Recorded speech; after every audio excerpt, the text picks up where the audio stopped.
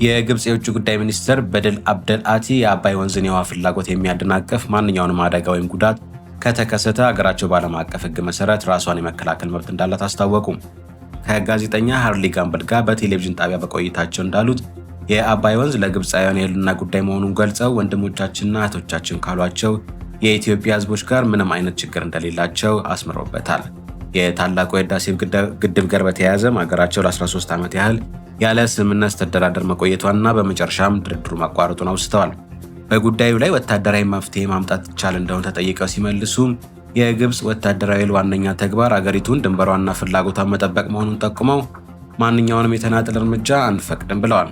አያይዘውም የውሃ ፍሰቱን ሊያስተጓጉል የሚችል ማንኛውም ጉዳት ካጋጠመ በዓለም አቀፍ ህግ መሰረት አገርን የመከላከል እርምጃ የመውሰድ መብታቸው የተጠበቀ መሆኑን በድጋሚ ገልጸዋል።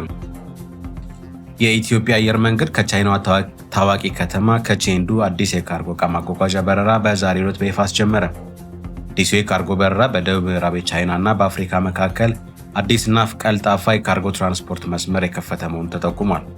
ይህ መስመር መከፈቱ በምዕራብ ቻይና እና በአፍሪካ መካከል ያለውን የንግድ፣ የኢኮኖሚ እንዲሁም የሎጂስቲክ ትስስር ይበልጥ እንደሚያጠናክረው የአየር መንገዱ መረጃ ያመለክታል። አየር መንገዱ በዓለም አቀፍ ደረጃ ያለውን የካርጎ መረብ ማስፋፋቱን የቀጠለ ሲሆን አዲሱ የቼንዱ በረራም በሁለቱ ሀገራት መካከል ያለውን የንግድ ልውውጥ አድማስ እንደሚያሰፋው ይጠበቃል። የታይላንድ ምክትል ጠቅላይ ሚኒስትር እና የውጭ ጉዳይ ሚኒስትር ሲሃክ ፋንጋኬው ለይፋ የስራ ጉብኝት ዛሬ ጠዋት አዲስ አበባ ገብተዋል።